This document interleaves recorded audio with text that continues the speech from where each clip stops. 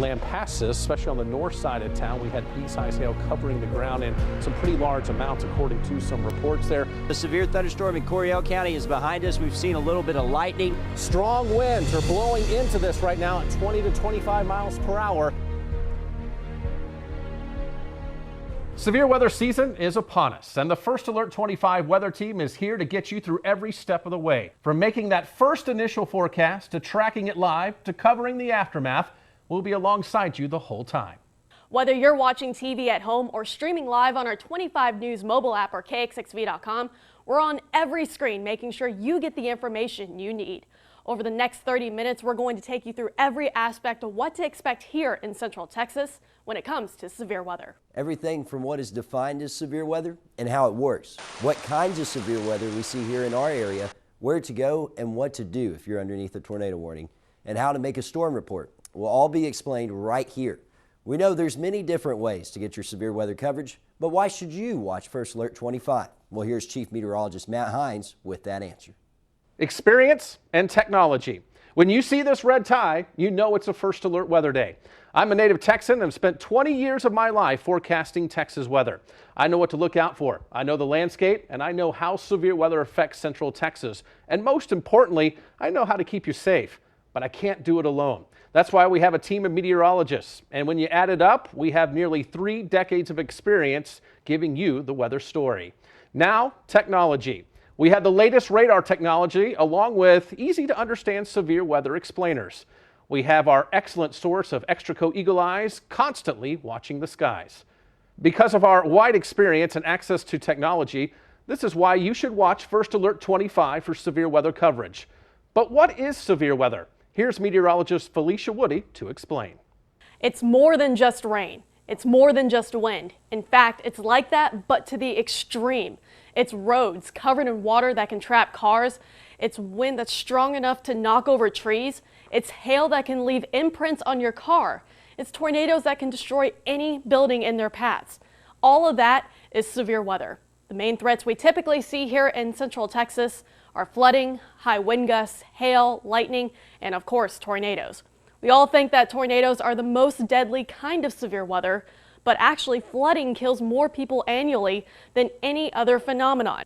So it's important to know how to keep yourself safe just in case you get caught in any kind of these situations. So what kinds of severe weather events have we seen here in Central Texas? Let's ask Chief Meteorologist Matt Hines. Last year brought several severe weather events to Central Texas. Here's a rundown of the 3 most significant events of 2019. What you're looking at right now is where a mobile home used to stand, and a man survived an EF3 tornado in Franklin, Texas.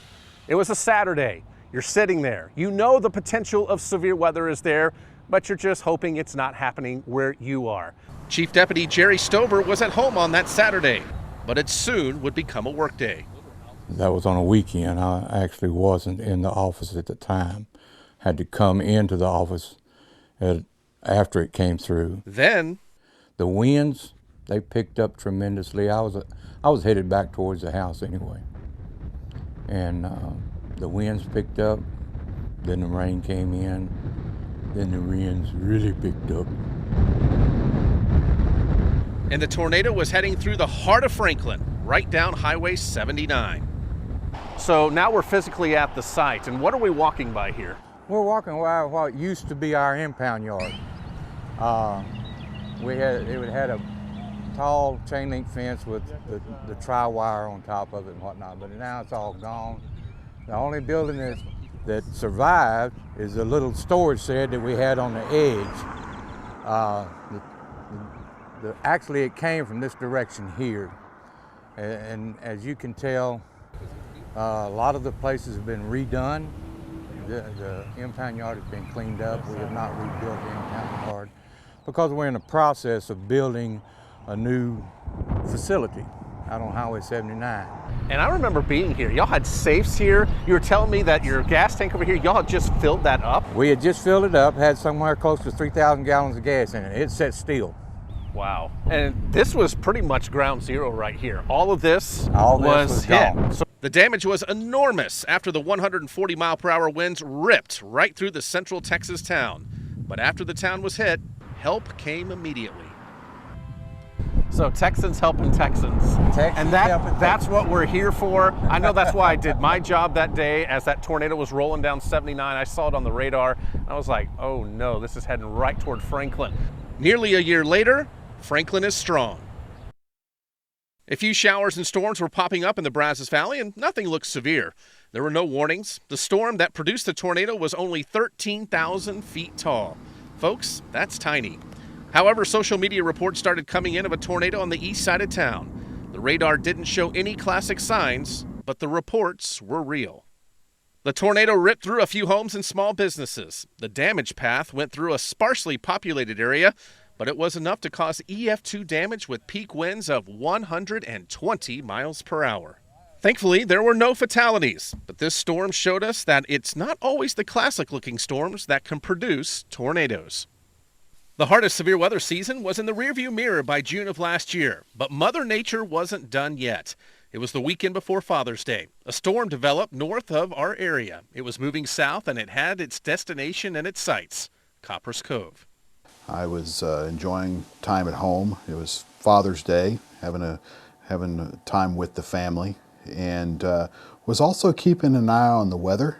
I had actually went outside of the house whenever the storm started to come into our area. Simultaneously, we had received a notification of a building outside of town that had received some damage, and we had units that had responded out there, so I was listening to my fire department radio to pay attention to what was going on there. At the same time, I had also turned on the news to be able to watch the radar to see what was going on, to see if I could anticipate what may be occurring in our community and how bad this storm actually was. The weather radio in my house had activated and indicated that by that time we had gotten to a tornado warning. Only about 15 minutes from good weather and everything is okay to things were not okay. And things weren't okay.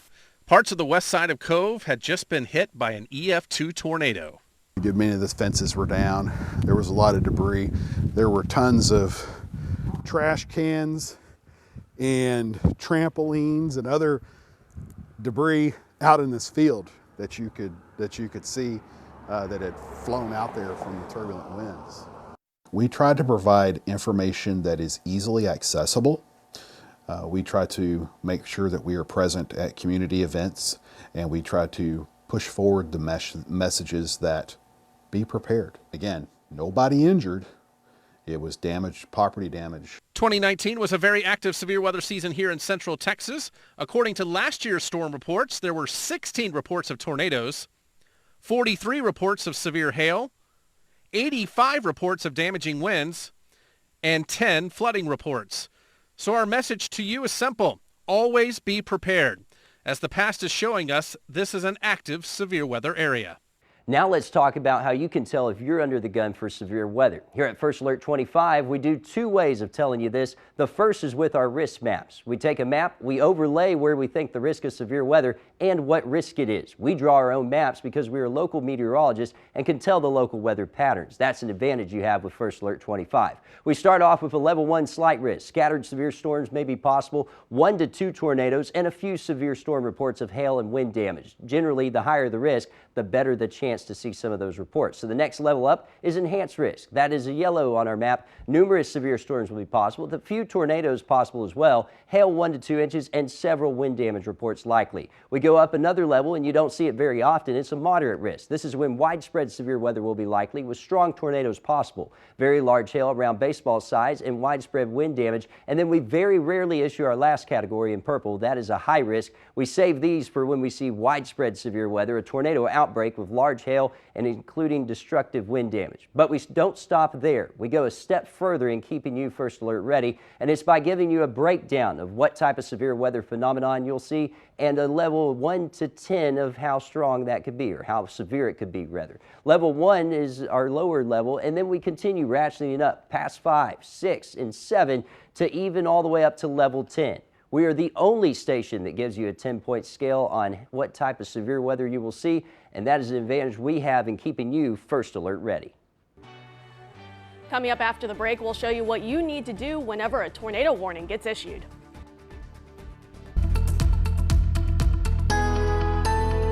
Welcome back to First Alert 25. Severe weather can strike at a moment's notice, so you need to know what to do whenever a warning gets issued for your area. Let's get started with meteorologist Felicia Woody showing us what to do if you're at home. The most important thing to remember when storms are approaching is to head indoors.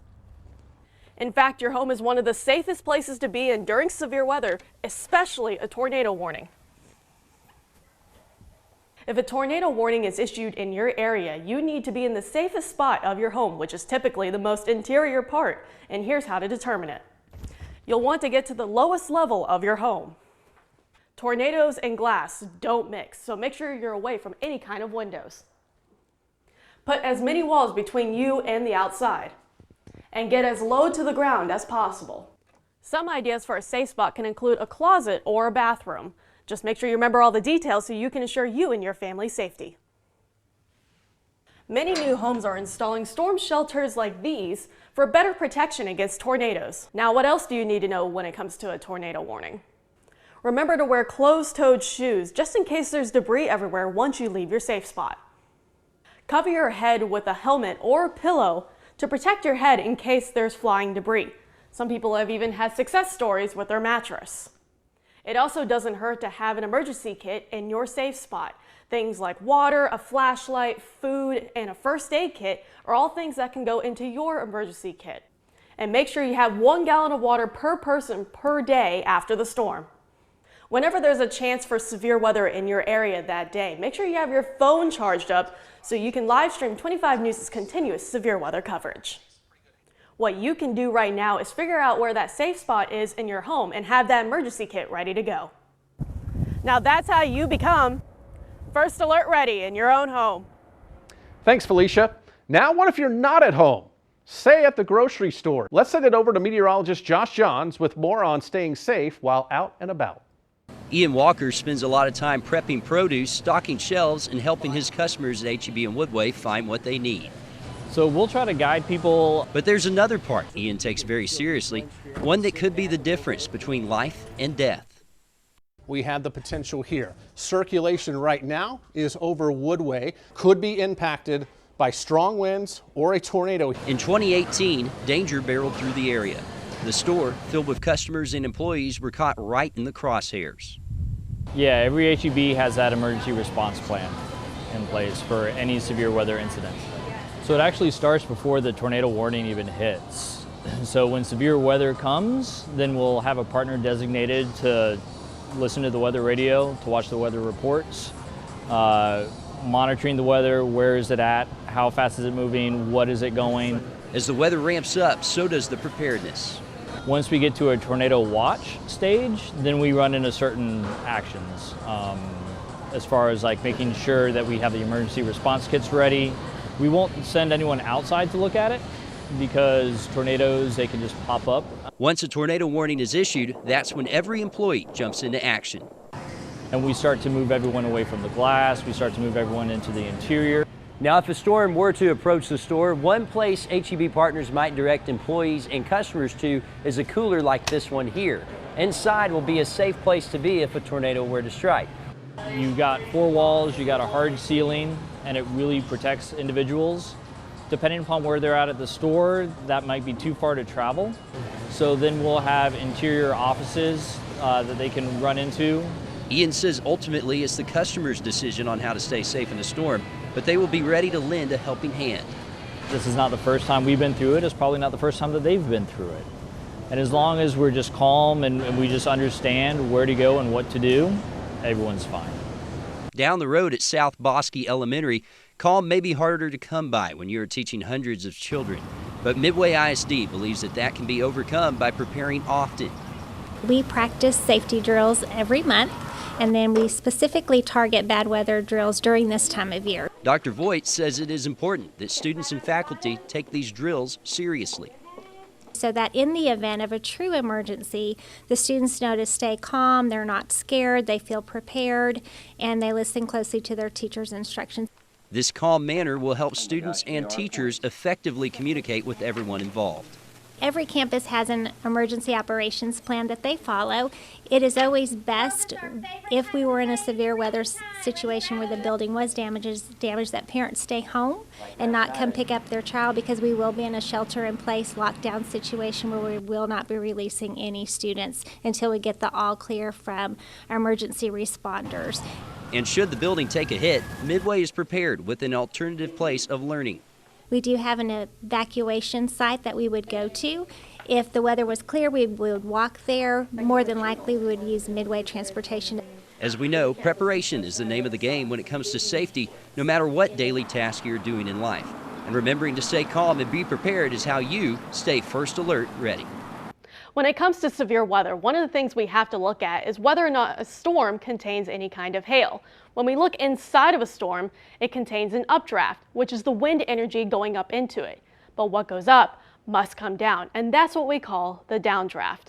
Now within this storm cloud, there's hail already forming, but it's going up the updraft and down the downdraft over and over again. So it's cycling, getting bigger and bigger, creating those layers. It's melting and refreezing as it goes up and down. But eventually that hail just gets too heavy and it drops down and can land in our front yard. Or the downdraft can overpower the updraft. Now hail can range in a lot of sizes, from pea size all the way up into a softball size. But severe hail we have to look at is usually quarter size up to softball size, which is 1 inch in diameter, all the way up to 4.5 inches in diameter. Coming up after the break, we're going to show you how to make a storm report. Plus, we'll show you the difference between a watch and a warning.